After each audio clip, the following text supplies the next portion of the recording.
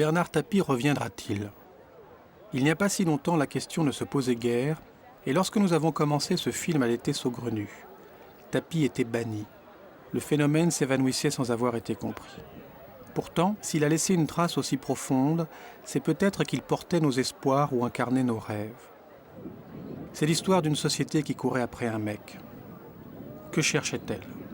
Pour le comprendre, nous sommes allés à la rencontre de ceux qui ont parcouru un bout de chemin avec lui. La démarche est avérée délicate.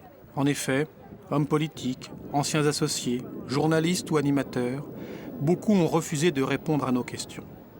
Qu'importe, nous avons malgré tout remonté le temps. Cela commence à Paris, au Palais des Congrès, il y a presque 20 ans.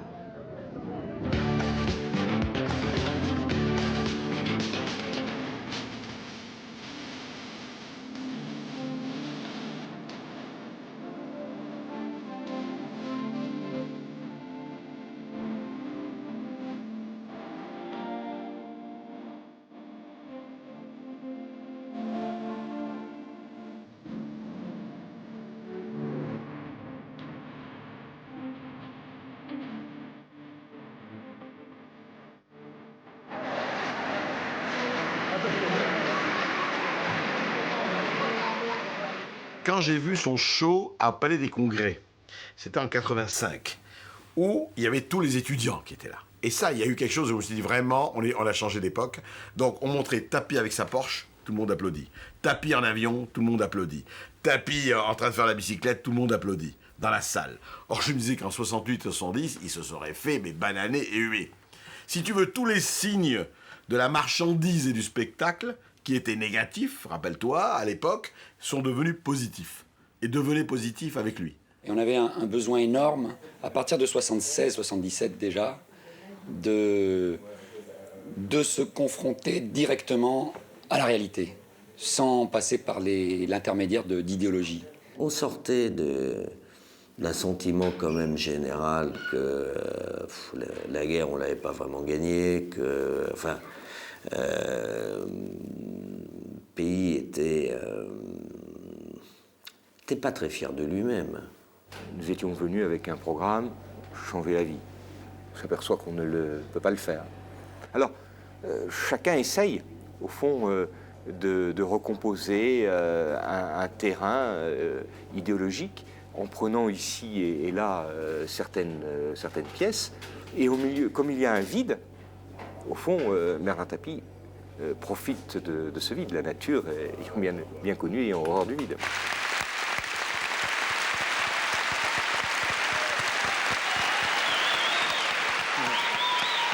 En tout cas,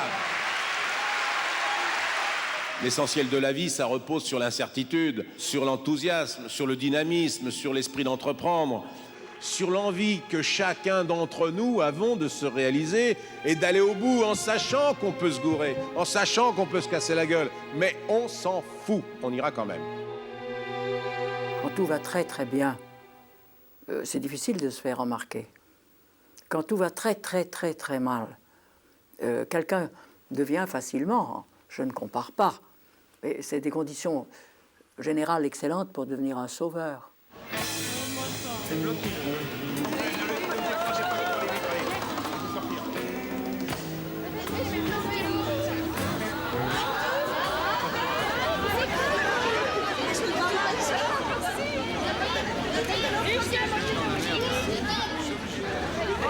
Vous laissez Bernard sortir, s'il vous plaît, maintenant. Vous reculez, s'il vous plaît. Je crois que ce qui caractérise les années 70 et 80, c'est l'augmentation du nombre des dépôts de bilan, et non plus seulement des dépôts de bilan comme il se faisait avant, c'est-à-dire avec des petites sommes ou des sociétés petites ou moyennes, mais où de très grosses entreprises se sont trouvées devenues obsolètes et ont été détruites. C'est le grand changement à la fois de l'époque et le grand changement des hommes qui vont l'incarner. On va voir arriver brusquement l'époque des repreneurs d'entreprise. C'est l'époque où se sont manifestés tous tous les grands qu'on connaît aujourd'hui. Arnaud a commencé comme ça avec Boussac. Pinault, de son côté, a repris aussi dans les entreprises de bois dans le cadre avant de s'élargir. Et c'est ce qu'a fait Tapi. Autrement dit, qu'on voit arriver des hommes qui disent « Moi, je suis capable, je reprends l'entreprise. » Et comme l'entreprise a déposé son bilan, ils reprennent des entreprises qui sont bradées. Je cherchais des personnes qui faisaient des coups de fric spectaculaires qu'on puisse raconter comme une histoire. Et on me dit, mais ce gars-là, il arrive à acheter des usines pour 1 franc, donc des usines en faillite, des entreprises en faillite, pour 1 franc, et il est devenu milliardaire grâce à ça. Donc je me disais, comment on fait pour devenir à cette vitesse milliardaire en rachetant des usines à 1 franc? Je ne suis pas sûr d'avoir exactement compris. Ce que j'ai vu, c'est qu'il était rapide.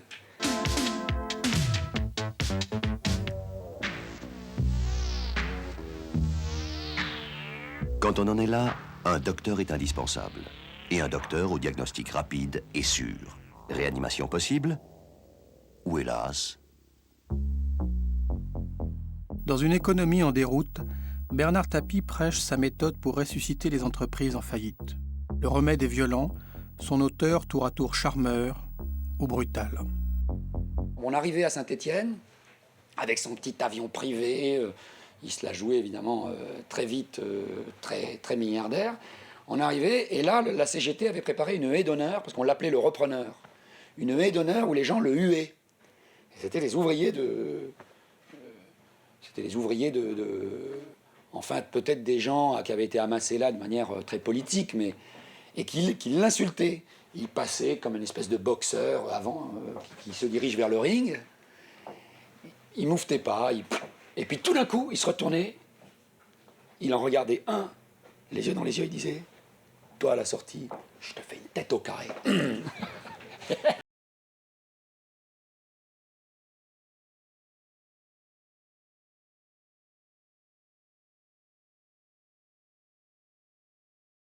Il a négocié avec les gens qui étaient les patrons de Manufrance, donc qui étaient des gens qui dépendaient de la Massif, c'est-à-dire qui étaient des gens qui étaient à la fois, ah bon, peu importe, c'était des businessmen.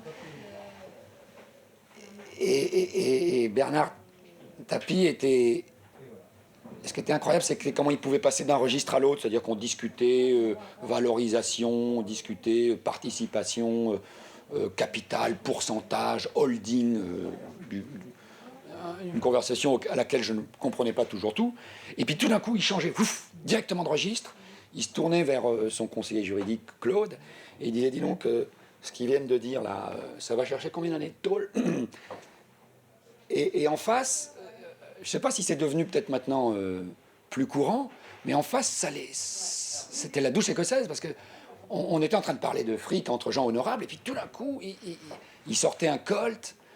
Mais à l'époque, ça me plaisait beaucoup, je veux dire, parce que je trouvais que c'était formidable de braquer un Colt sur une espèce de financier complètement engoncé, c'était drôle comme tout. Mais il le faisait aussi avec des gens de la base. Je me souviens, quand il rencontre le personnel de Testuiquitas en 1984, on vient de signer l'accord de reprise de l'entreprise. Je le vois prendre en main, caresser, puis ensuite arracher le personnel et le conduire là où il a envie d'être conduit, où il veut le conduire. Tout doucement, le personnel qui était hostile à son arrivée, les délégués syndicaux de la CGT s'étaient opposés à l'arrivée de Bernard Tapie. Et tout doucement, je vois les bras se baisser et les revendications céder du terrain, si bien qu'à un certain moment, même, c'est moi-même qui étais obligé de mettre un certain frein, faute de quoi, et il rentrait comme dans du beurre, dans une motte de beurre, tant la volonté du personnel baissait. Vous n'êtes plus du tout les vaincus, vous êtes maintenant les vainqueurs, vous êtes les leaders du marché, vous représentez plus de 60% de ce marché, et je veux vraiment que ça se voit sur vos figures. On ne peut plus concevoir la visite, l'apport ou l'abordage d'un vendeur de chez vous sans sentir qu'il est le représentant de la firme qui est leader dans son marché. Voilà. Et à partir de là, vous avez...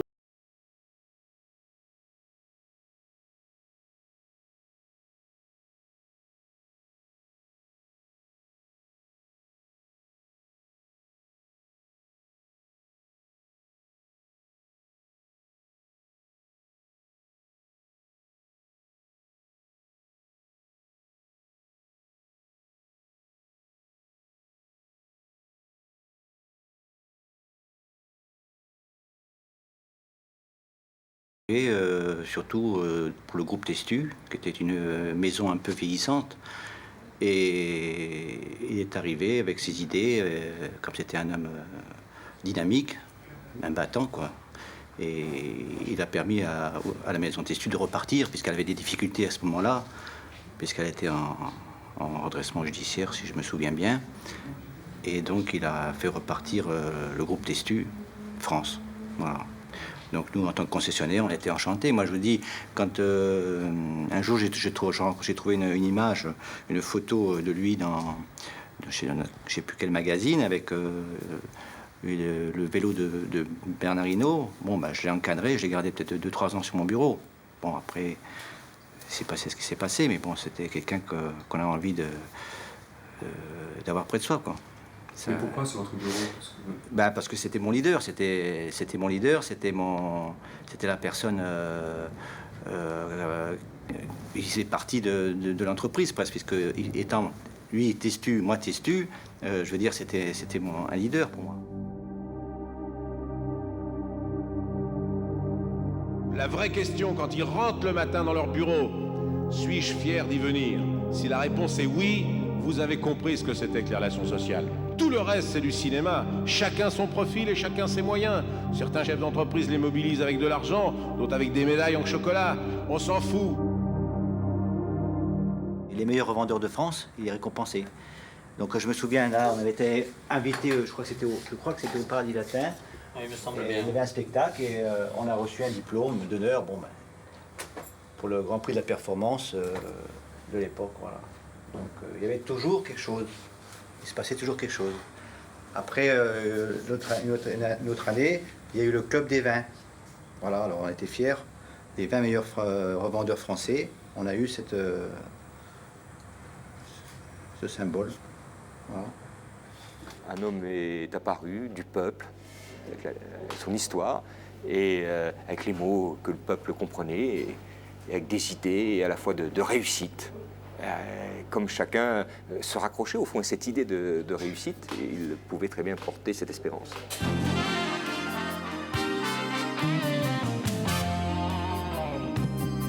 J'ai du succès dans mes affaires, j'ai du succès dans mes amis. Je chante souvent de secrétaire. Ah, on y va bien. Il n'y a pas un homme au monde, si doué soit-il, qui est capable d'avoir toutes les vertus nécessaires pour diriger une boîte. Pas un! Ça n'existe pas. Je contrôle mon univers. Il faut être jeune, très jeune. Il faut être enthousiaste, imaginatif, créateur, ambitieux. Mais il faut aussi être âgé. Je voyage toujours en première.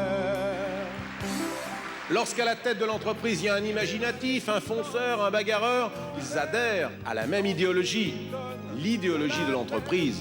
Je ne peux pas supporter la misère. Bernard Tapie, merci de nous consacrer ces quelques minutes, 4 jours avant une émission beaucoup plus sérieuse, Vive la crise. Merci d'être avec nous pour des variétés, pour le showbiz. Bon, Bernard, au début de l'émission, vous aviez, enfin hier soir, vous aviez combien de sociétés? 43 hier. Et ce matin, 44? Ah non, mais le dimanche, on est fermé, donc ça n'a pas bougé. On est toujours 43. On le surnomme le Zorro, le Saint-Bernard des entreprises en péril. Élu homme de la communication en 1984 par les annonceurs et les publicitaires, sa rapidité de réflexion n'a d'égal que sa rapidité d'action. À 40 ans, il se trouve à la tête de 43 sociétés. La télévision va devenir, pas simplement ce qu'elle est redevenue depuis, un grand spectacle, mais un provocateur sociologique. Et Tapie va s'inscrire en héros et en star de ce média qui va devenir le média tout-puissant. Vous avez là 50 personnes, des femmes et des hommes. Ils représentent la France qui travaille, en gros. Alors les ingénieurs, techniciens et cadres, si vous voulez bien lever la main, voilà, en voilà 7 d'identifiés, 2 vont perdre leur emploi. Donc je vais vous demander à ces 2 personnes de bien vouloir sortir de ce groupe. Les employés, c'est-à-dire tous ceux qui sont dans les services, on en a 8. Sur les 8, 5 perdent leur emploi. La proportion est importante. Elle est importante parce que l'informatique est directement coupable de cet état de choses. Bon, est-ce que pour eux, il y a un espoir de réintégration, de retrouver un emploi? On peut espérer. Alors 6 ouvriers et 3 employés, après beaucoup d'efforts, beaucoup, vont réintégrer le groupe initial. Il ne faut pas se réjouir parce que malheureusement, derrière, il y a... Oui, j'allais dire, c'est encourageant. Il n'y a pas que de bonnes nouvelles, notamment pour les commerçants, notamment pour les agriculteurs. Il y a un horizon qui n'est pas rose. Et ces 7-là, ça représente 5 millions de personnes. Ouais, 5 millions? Exactement, 5 millions. Mais ça paraît inconcevable. 5 millions, c'est considérable, c'est colossal. C'est épouvantable et c'est le résultat... Il a compris que cette société médiatique permettait à ceux qui savaient s'en servir d'aller plus vite, plus loin, plus haut. Et c'est comme ça qu'il a traité les médias. Comme toute personne gérant parfaitement son image, il savait utiliser ce qu'il fallait. Il savait, par rapport au problème qu'il avait, il savait quel média il lui fallait, etc. Donc, pas une radio, une télé, une autre fois c'était une radio, une autre fois c'était un journal, etc. Bon. Donc, il avait un plan média permanent dans la tête.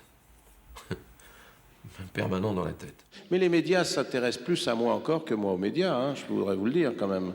Je ne fais pas le 10e de ce qu'on me propose. Je pense que vous n'êtes pas dupes. Je veux dire, vous avez une belle émission qui s'appelle 7 sur 7.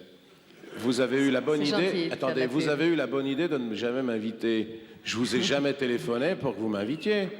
Je veux dire que c'est pas moi qui vais vous demander... C'est vrai, c'est vrai, c'est vrai. Bon...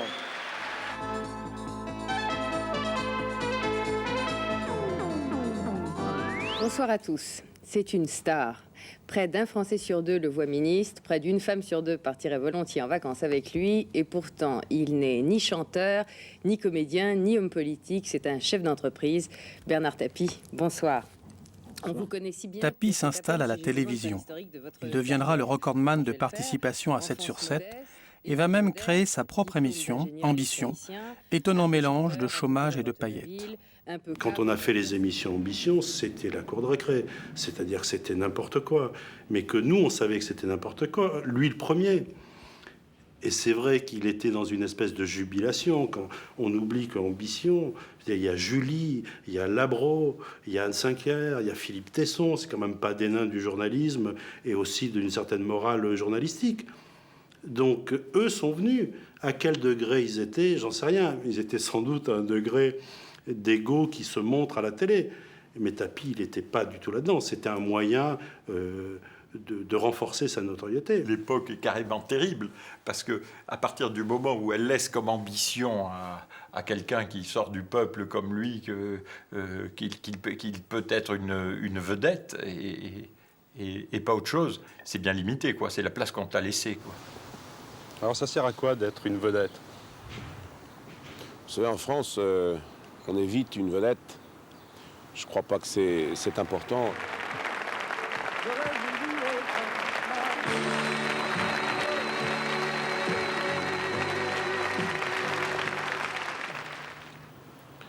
À quoi ça sert d'être une vedette? Je suis pas sûr d'être une vedette, mais enfin, si je devais dire pourquoi je le suis et ce que c'est bien de l'être, je dirais que c'est la légitimité des idées que je défends. Allez Bernard, encore ça. Ouais, 7, on change de bras, hein. Bravo, un énorme bravo, il est champion. Sur le plan personnel, être une vedette, c'est formidable. Passeport pour le soleil. Conduis-nous vers tes merveilles. Le jour viendra où nous aurons au fond du ciel notre maison.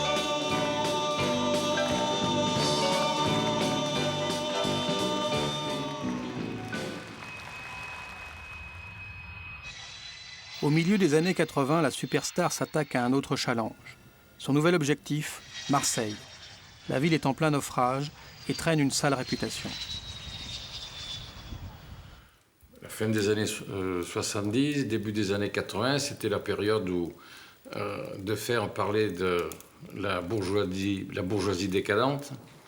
C'était la période où Marseille avait beaucoup de difficultés économiques, où le pouvoir de Defer a commencé à s'éteindre un petit peu, puisque lors des élections de 83, il avait été élu avec davantage de sièges, mais moins de voix que Gaudin.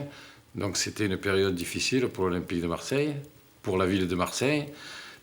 Et tout le monde était, Defer en premier, tout le monde était à la recherche d'un homme providentiel. Le vrai problème, c'était de savoir si Marseille mesurait l'importance que ça représente d'avoir à la fois un bon club et des personnalités qui sont crédibles, pour dire que c'est une ville moderne, enthousiaste et qui gagne. Qui a cette idée de tapis? C'est Edmond de Charleroux, au cours d'un dîner à Paris pendant la visite de Gorbatchev. Elle s'est trouvée à la table de Bernard Tapie, qu'elle ne connaissait que par les médias. J'avais entendu parler de lui, en bien, et je ne l'avais jamais rencontré. Et je suis monté à la table d'honneur, qui était quand même une table sur une petite estrade, où il y avait le président Mitterrand, Gaston, Gorbatchev, l'ambassadeur de Russie de l'époque. Et j'ai dit à Gaston, devine qui est à la petite table avec moi, c'est Tapie. Et il serait prêt à aller à Marseille. Il m'a dit, dis-lui de passer au bureau demain matin.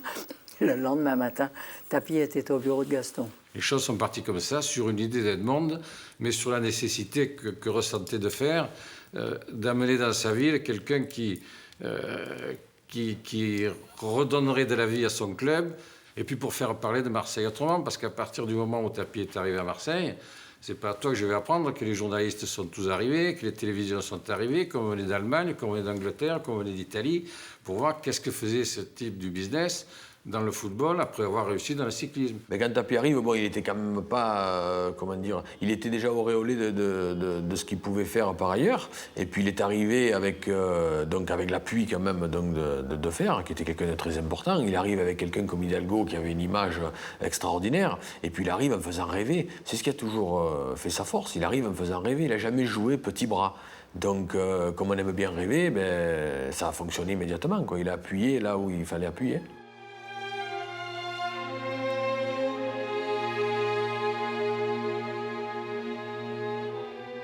Raconte-nous cette première rencontre Tapie, Defer, Levrault, peut-être le cabinet de Defer aussi. Tout le cabinet de Gaston Defer avait tenu à assister à ces dîners pour voir la bête. Bernard Tapie a parlé à peu près 90% du temps. Et tout le monde était là à être devant lui, à écouter, à boire ses paroles. Et on aurait dit Jésus qui parlait à ses apôtres. Je veux dire, c'était assez exceptionnel à vivre. C'est une soirée dont j'ai gardé un souvenir assez étonnant. Et je pense ceux qui l'ont vécu avec moi aussi. Nous avons discuté ensemble des problèmes qui se posent et qu'il faut résoudre.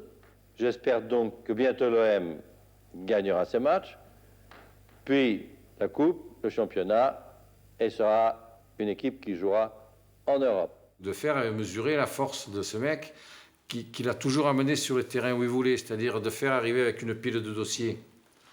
Le Tapie, ça n'intéresse pas les dossiers. Lui, ce qu'il voulait, c'était savoir combien la mairie allait mettre, combien il faudrait que lui mette pour reprendre l'OM, pour être le président.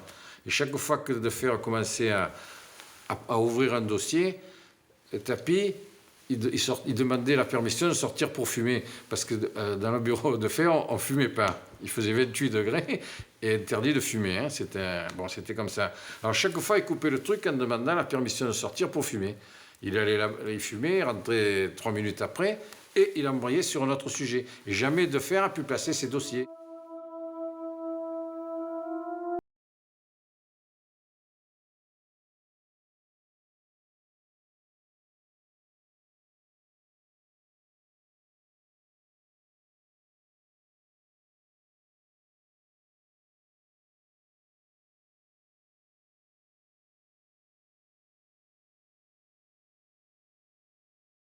Le pari était gagné.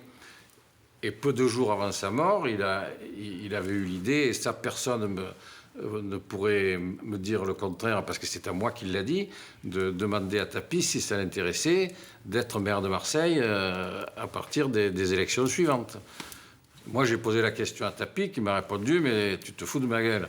J'ai dit non, c'est lui qui m'a demandé de t'en parler. Je ne crois pas qu'il y ait une démarche politique et qu'il y ait la moindre politique à faire venir Tapie à Marseille. Ensuite, ça s'est développé autrement. Évidemment que quand on est le maire de la deuxième ville de France, si on a un loser, on lui dit la porte, au revoir mon cher ami. Et si on a un gagneur, on lui fait un pont d'or, on l'entoure, on est heureux qu'il soit là. C'est ce qui s'est passé. À partir du moment où il a été là, l'OM a été éblouissant. Donc tout le monde y gagnait. Les Marseillais qui étaient contents, les politiciens parce qu'ils avaient une ville dans laquelle il y avait la meilleure équipe de France. Donc vous voyez, ça se rejoint. Mais au départ, je ne crois pas qu'on puisse faire un raisonnement politique. Je fais faire venir Tapie, d'abord, pour qu'il gagne. Et puis on verra après.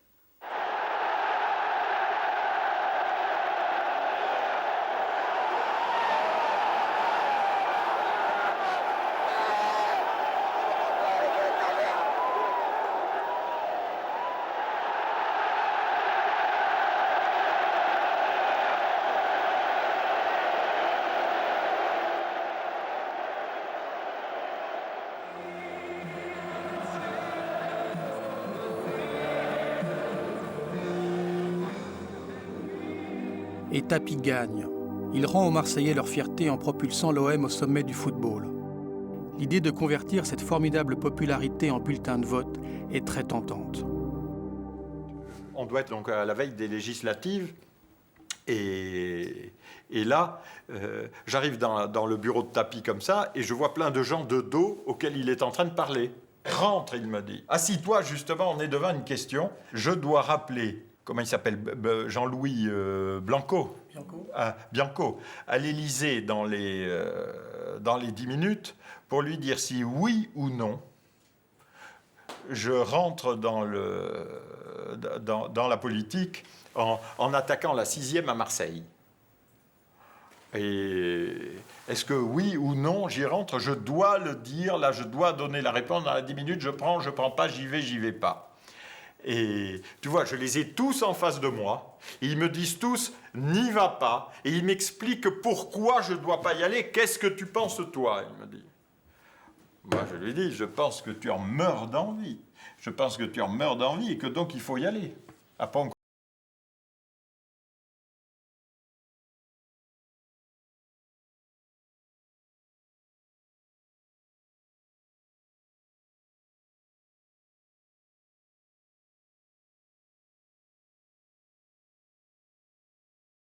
On annonce qu'il va être candidat au dernier moment. À cette époque-là, donc, il y a une réelle crainte de la population, en tout cas de la population qui n'est pas d'extrême droite, de voir émerger Le Pen à Marseille, notamment parce que les élections municipales sont en 1989. Certains craignent vraiment que Le Pen puisse prendre la mairie de Marseille. On est dans cette situation extrêmement tragique. Je reconnais avoir poussé Tapie, comme on pousse quelqu'un en avant, en première ligne, pour faire l'expérience politique dont on avait besoin. On l'a poussé en première ligne pour voir ce que ça donnait. Comme, attends, il y a un champ de mine là devant, on va le pousser, on va voir ce que ça donne. Les candidats potentiels dont j'étais, dans cette circonscription, avec René Olmeta, je trouve tout à fait normal de laisser la place à Bernard Tapie. C'était une chance pour la circonscription, c'était une chance pour la gauche de gagner la circonscription. Je l'ai connu lorsqu'il est arrivé à Marseille pour sa candidature qui avait été, dont la circonscription lui avait été réservée. Circonscription où moi-même je m'étais fait racler comme c'est pas possible. Bon, donc on l'envoie là quand je me suis dit, il a fait un joli cadeau là, tiens. Eh bien, il est arrivé. Alors, il ne savait pas où la circonscription finissait, où elle commençait, il ne savait pas, lui. Bon, il m'a dit, bon, c'est vous qui savez, eh bien, allez. Et pour lui, j'étais né dans cette circonscription, j'avais toujours été élu, j'avais été battu, je connaissais tout le monde, je faisais la bise, on me faisait la bise. C'est bon, allez, partons comme ça. Mais à ma façon. Et ça avait été ma première un peu déception, parce que moi j'avais mes méthodes, elles étaient ce qu'elles étaient. Et elles étaient certainement pas bonnes, puisque moi j'ai été battu, lui il a été élu. Ce qu'il y a de sûr, c'est qu'il vous écoutait, et puis après il faisait ce qu'il voulait.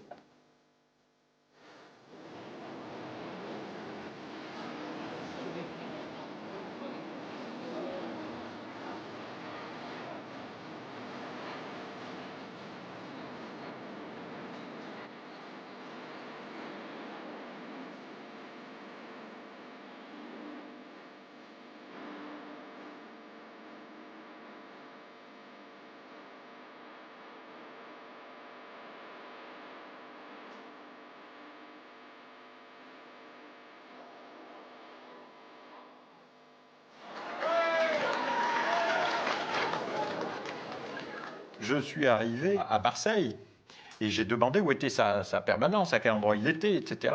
Et là, je suis rentré dans une espèce d'arrière-salle d'un bistrot assez infâme, et il était debout sur une chaise et il parlait à des gens qui étaient là, réunis un peu de sacs et de cordes, et comme on trouve dans toutes ces arrière-salles où se passe la politique.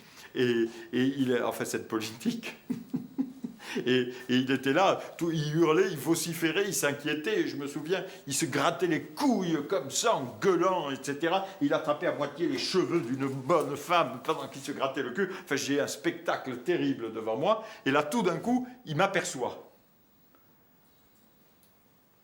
Et là, espèce d'enculé, il se met à gueuler. T'es venu me voir mourir, il me dit. Alors tu m'as poussé et t'es venu me voir mourir. Et vu la manière dont il m'accueillait, dans les 10 minutes qui suivaient, j'étais déjà parti, déjà que je ne sentais pas du tout ce truc-là, je suis parti. Moi, je défendais mes idées socialistes. Lui n'était pas socialiste. Et il m'arrivait même en réunion à dire « Merde, mais arrête !» Parce qu'il attaquait souvent les socialistes, pas comme il le fallait. Donc, je crois franchement que j'ai été heureux d'être à ses côtés, attention. Hein. Mais je ne partageais pas absolument. Bon, c'était un pragmatique, c'était ça, et puis on arrivait à là, puis voilà. Je vous avais promis qu'on la gagnerait, on l'a gagnée.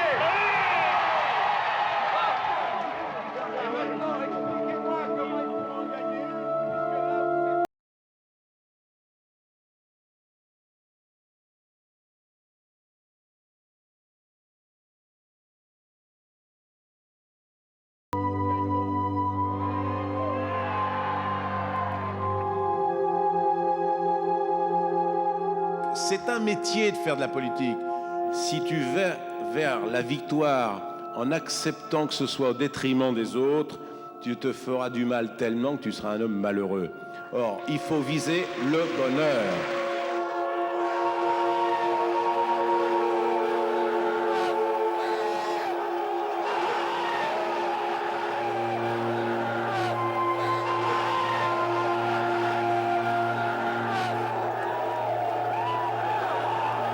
Les promesses qu'il a faites, quand aujourd'hui, allez-y encore un peu à la Rouvière, vous verrez le parking.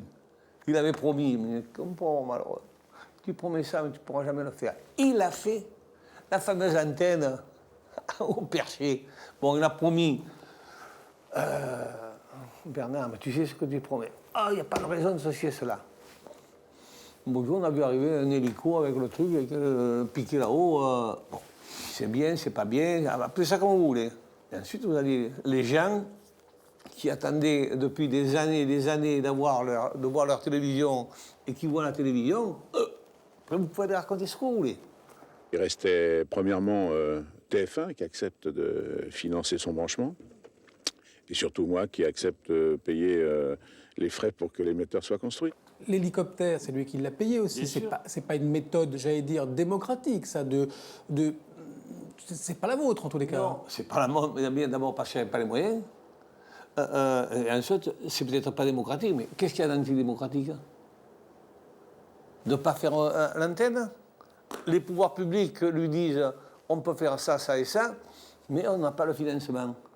Lui, il a la possibilité de le faire, il le fait, on ne va pas chercher plus loin.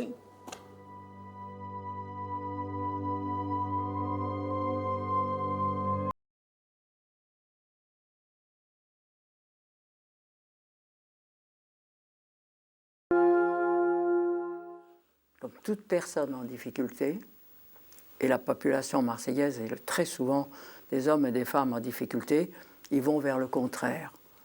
Le contraire de la société, le contraire des lois, le contraire du gendarme, le contraire de la police.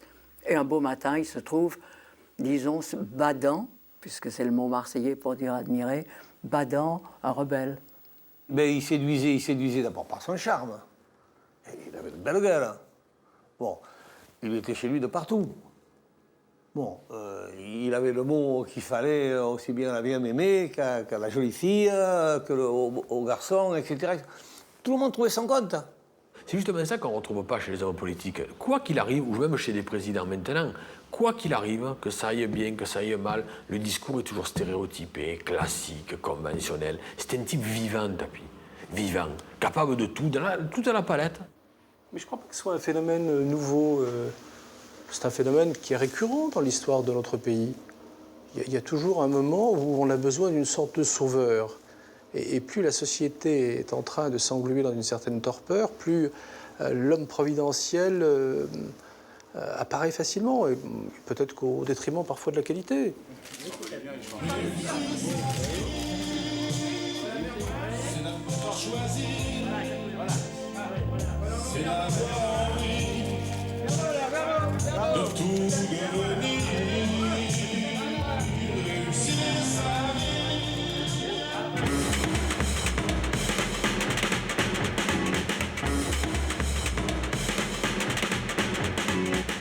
Tapi, décidément, est l'homme providentiel.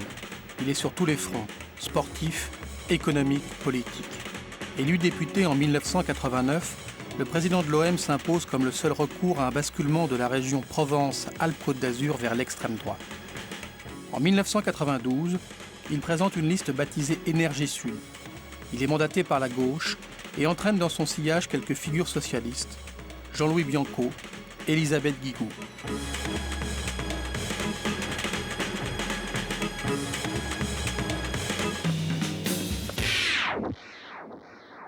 Alors il y a des gens qui ont été malins, ils ont sauté dans la roue. Il y a plein de gens qui sont devenus conseillers régionaux, conseillers généraux, députés européens, et jamais personne de leur vie aurait su qu'ils existaient s'ils n'avaient pas sauté dans la roue de Tapi à un moment opportun.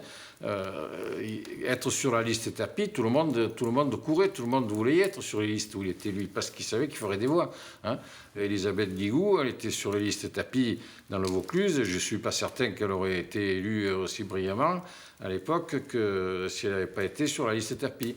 Alors le problème, c'est qu'une fois qu'il a été au conseil régional avec eux, ils se sont tous empressés de le trahir, de faire un groupe socialiste et de l'isoler, lui, avec 4 ou 5 mecs qui lui a été resté fidèle parce qu'ils n'appartenaient pas au Parti socialiste.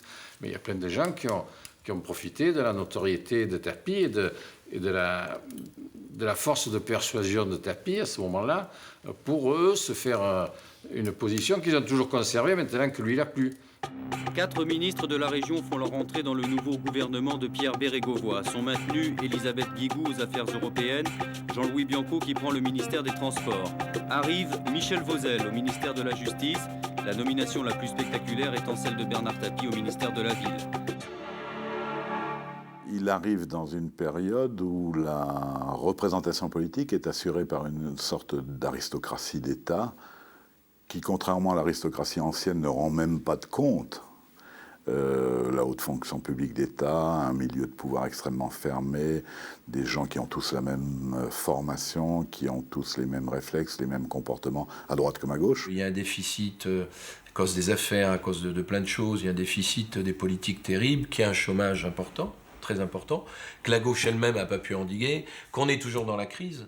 On n'a pas de croissance, on est dans la crise. Donc, il y a un univers de la société française gris, pessimiste, des hommes politiques qui ressemblent à ça et encore pire, et un bonhomme qui, lui, est un positiviste, un battant, et qui incarne toutes les valeurs et toutes les vertus de celui qui gagne. Il est évident que le décalage est fort. Le décalage est fort.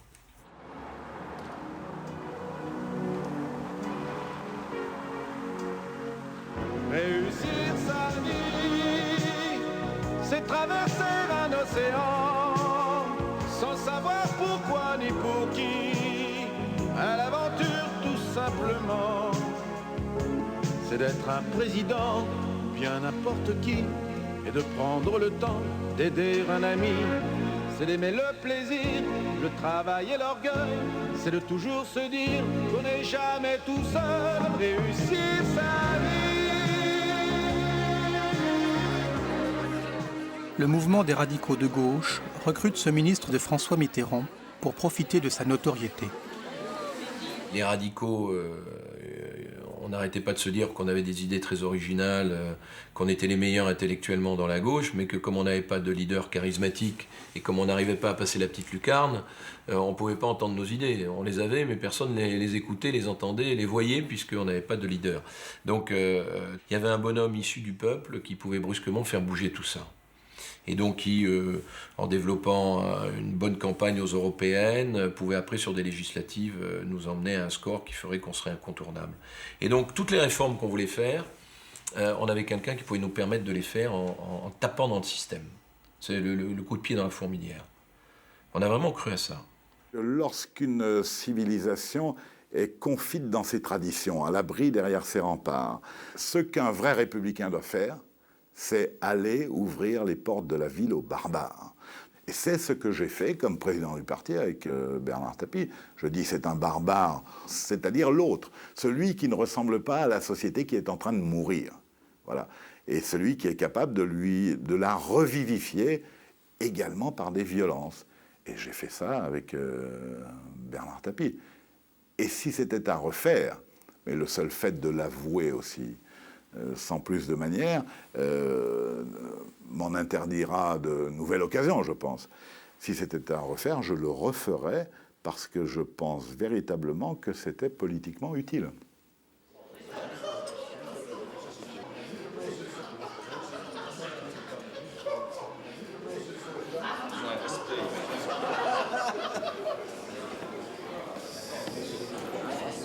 Tapie est un formidable séducteur.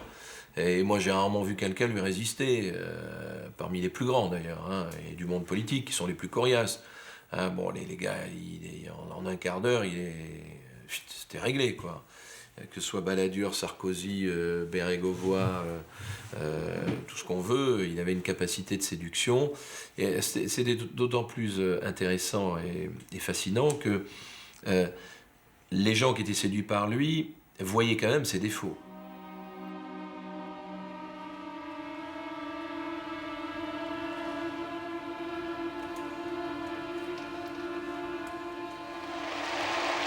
Il existe des inégalités entre les hommes et les femmes. Heureusement, ces inégalités ne sont plus les mêmes devant l'amour et devant le bonheur. Il n'y a pas les dominants et les dominés. Tu sais, je me permets de te dire tous les grands hommes de ce monde, devant la mort ou la maladie, tu te rends compte qu'ils ne sont pas grand-chose. Tu es un homme qui dominera ton sujet, tu ne domineras jamais les hommes.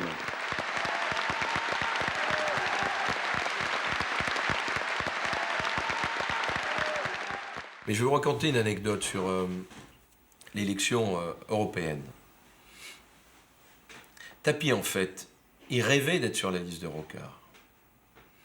Il rêvait d'être sur la liste de Rocard. Il ne pensait pas faire une liste autonome, Tapie, lui-même au début. Il voulait être numéro 2 sur la liste de Rocard.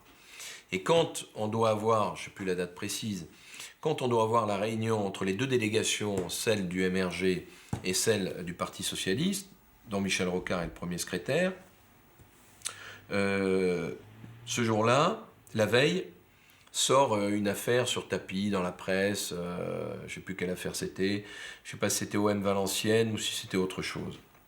Et le Parti Socialiste appelle le MRG pour dire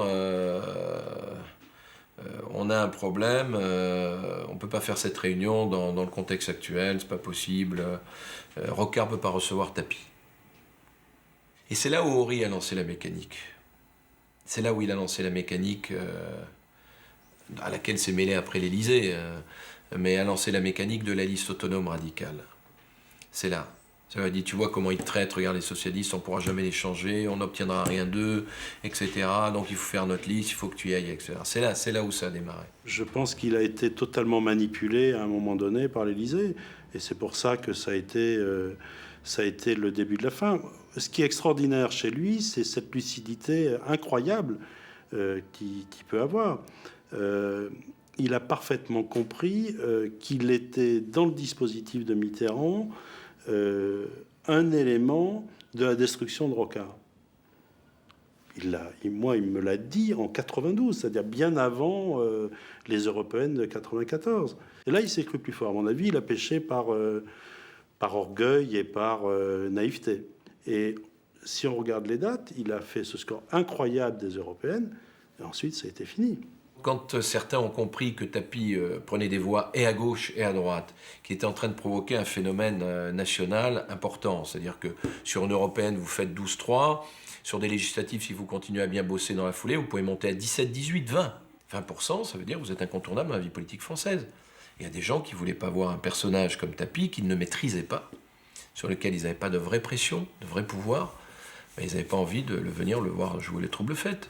On avait peur, au fond, de Bernard Tapie. On avait peur que Bernard Tapie présente une partie de notre électorat et de notre territoire, qu'il bousculait les limites, où, au fond, il y avait les yin et il y avait les yang, où tout était bien organisé. Au fond, les deux camps se retrouvaient face à face, et c'était clair. Là, on ne savait plus très bien, en bougeant les limites, où on était. C'est très simple, Tapie était mort était l'homme à tuer, était wanted à partir du moment où il avait fait 12,5 aux européennes et qu'il avait flingué, caramélisé Rocard. Donc à droite, et puis il pouvait prendre la mairie de Marseille. Donc à droite, on n'en voulait pas, parce que mairie de Marseille, UDF ou RPR. Et à gauche, on disait il peut nous emmerder au présidentiel, même s'il n'a aucune chance de gagner, mais il peut faire perdre de l'or, ou etc. Donc on n'en veut pas. Donc il faut le flinguer. Nous sommes au mois d'octobre 1994. Bernard Tapie va devant le tribunal de commerce, où à ce moment-là, on dit, bon, il y a des litiges avec le Crédit Lyonnais, mais il n'y a pas de faillite personnelle. De faillite personnelle qui le rend inéligible de façon certaine.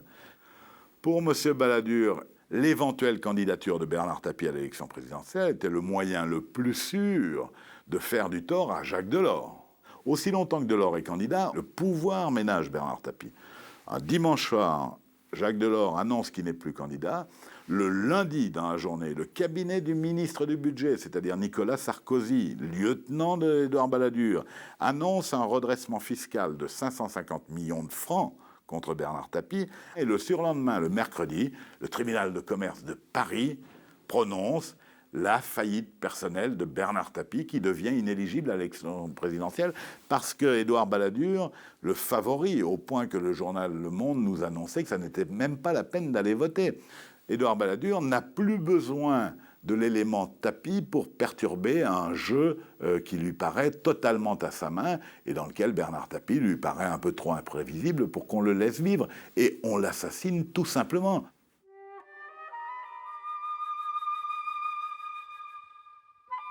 Redressement fiscal et faillite personnelle, auxquels s'ajoute une série de procédures judiciaires pour la gestion de son bateau, le Fosséa, de la société Testu et de l'OM.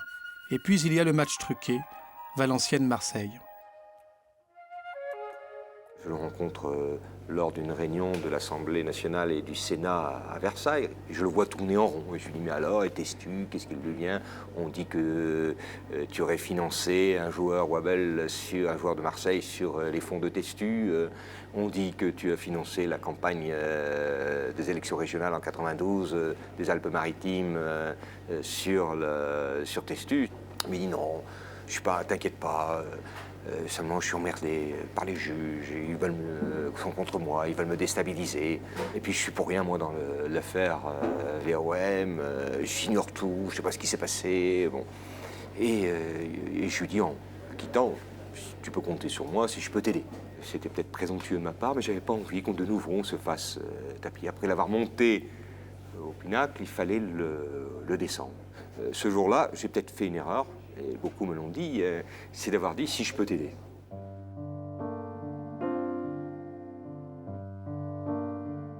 Pour sauver Bernard Tapie de la déroute, Jacques Mélic fera un faux témoignage en faveur du président de l'Olympique de Marseille dans le cadre de la romanesque affaire VAOM.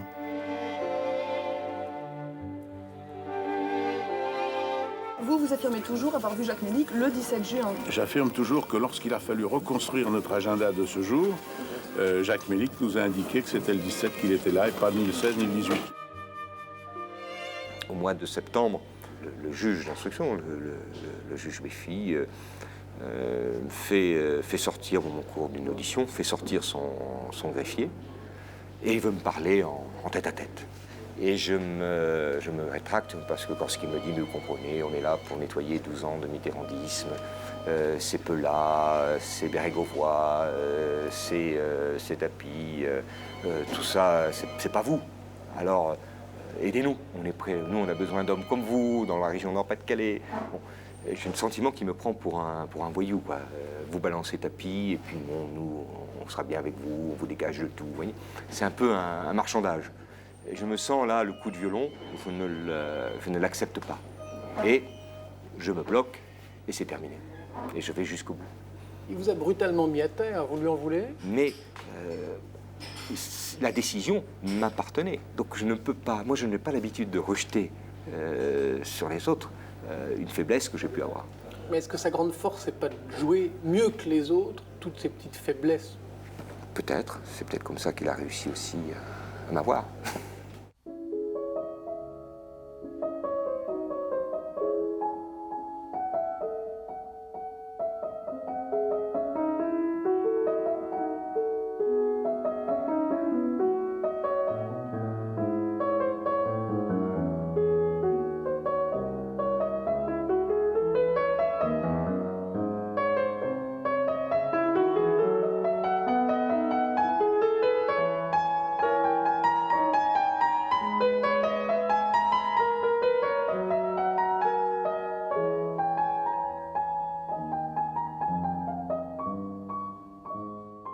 Quel est le lien entre Tapie et la société? Je veux dire, Tapie existe parce que la société est comme ça, ou le personnage tire une société comme ça? Quel est le... Non, il ne tire pas. Il est comme ça parce que la société est comme ça. Il ne tire rien du tout. Il est là. Il paraît, il agit, mais il ne tire pas. Il ne draine pas. Pourquoi est-ce que les Français s'y sont prêtés avec autant de bonne volonté? J'avoue que j'en sais rien. Peut-être qu'il n'y a pas eu de guerre depuis longtemps. Je sais pas moi, j'ai pas d'explication cohérente, rationnelle à ce type de situation. Il faut le constater, c'est tout. Je suis pas heureux, mais j'en ai l'air. Au fond, je n'ai qu'un seul regret. Je fais pas ce que j'aurais voulu faire.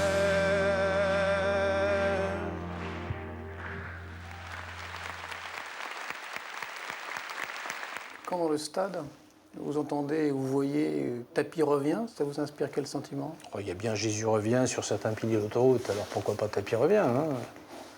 Bon. Écoutez, si les Français en veulent, pourquoi pas? Quand vous voyez quelqu'un qui est convaincu de corruption dans un match de football conserve une certaine popularité, et peut-être même la retrouve, et jusqu'où ira-t-il? Tapie revient, on ne le sait pas. C'est effrayant. Moi, je suis vraiment, je parle vraiment, c'est là que je me sens devenu vieux. Je vais commencer par vous dire, je suis d'une génération qui pensait que, eh oui, j'en suis là, qui pensait que quand on avait été condamné, on se cachait. Brusquement, avec un bonhomme, en 1 an, 2 ans, vous avez l'impression que vous pouvez tout faire bouger. Ben, vous en profitez, vous vous amusez, et c'est formidable. C'est formidable. C'est un moment exceptionnel. Exceptionnel. De voir les technos, de voir les élites, pour lesquels je peux avoir du respect sur d'autres points de vue, de voir tout ce système trembler comme ça, tous ces acquis. Hein, tellement un pays d'acquis, la France. Tous ces acquis, tous ces gens qui vivent sans risque, etc., et qui brusquement se retrouvent en danger, là, comme ça, c'était fort, ça. C'était fort, c'était un moment fort. Là. Qui, dans la vie d'un passionné politique, d'un militant politique, c'est des choses que vous ne pouvez pas oublier. Moi, je ne regrette pas d'avoir vécu ça. Et j'ai jamais eu honte d'avoir vécu ça. Moi, Tapie, il ne m'a rien apporté. Il m'a apporté que des emmerdements. 2 ans de prison avec sursis, 300 000 francs de frais d'avocat, 200 000 francs d'amende. Hein. Et ça, moi, je veux que que les gens le sachent, parce que ils ont l'image de lui, de Robin des Bois, mais Robin des Bois, il laissait pas ses compagnons dans la merde quand la guerre était finie, tu comprends? Voilà ce que je lui reproche. Et il a fait pareil un peu à des gens politiques aussi. Hein. Je veux dire, je regrette rien, parce qu'il ne m'a pas obligé à être avec lui. Moi, j'ai vécu avec lui une passion pour le football qui était formidable, une période qu'on ne revivra jamais. Et j'avais pensé qu'il s'était créé entre nous une vraie amitié. On ne peut pas dire autant de ma femme. Ma femme, elle lui en veut beaucoup, mais peut-être elle a vécu ça autrement. Ils m'ont pourri la vie, et ça continue. Ma femme est là? Moi, je l'ai jamais été fascinée. Chérie, viens voir le feu. Je l'ai tout. Venez, allez, venez. Tu peux t'asseoir 2 minutes. Ce que tu viens de dire là, il nous a pourri la vie et maintenant il joue la comédie. Eh bien, viens le dire. Il continue à jouer la comédie. Ouais. Eh bien voilà. Je ne peux pas rien dire. Parce que comme je vois que c'est un sujet à la gloire de Tapi. Ah non, c'est pas futé, c'est pas un sujet à la gloire de Tapi. Eh ben, venez dire ça. Venez dire ça. Non, ça, on en a vraiment. Beaucoup. Vous n'avez pas vu alors les gens qu'il a mis dans la merde? Non, mais. Parle en français. Allez, viens t'asseoir. Bon, et on y va. Tu lui diras ce que tu as dit. Moi, je n'ai jamais été fasciné. Viens t'asseoir plus près de moi. Tu vas pas te fâcher avec moi à cause de Tapi, quand même. C'est ça. Ouais. On y va? Si, c'est une raison. C'est parti, Gérard? Je l'ai quand même dit pas mal. On a l'impression que vous lui en voulez, Jean-Louis, là. À Jean-Louis? Oui. Je lui en veux, oui, parce qu'il a été fasciné, alors que je le mettais en garde depuis le début.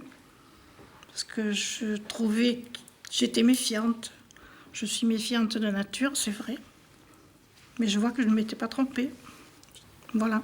Et lui, ben, il continue à faire ce qu'il a toujours été, un comédien. J'aurais voulu être un acteur. C'est logique qu'on me donne un rôle dans lequel je suis crédible sur au moins les apparences. Il y a une métamorphose possible, mais elle reste dans la limite de ce qui est acceptable. Me trouver beau sur un grand écran. Vous savez, le spectateur qui s'assoit dans une salle qui me regarde, il est quand même chargé d'images, de ce que je suis à ses yeux. J'existe déjà dans son inconscient et dans sa mémoire. Si les gens n'avaient pas été heureux, on le saurait maintenant. Un artiste.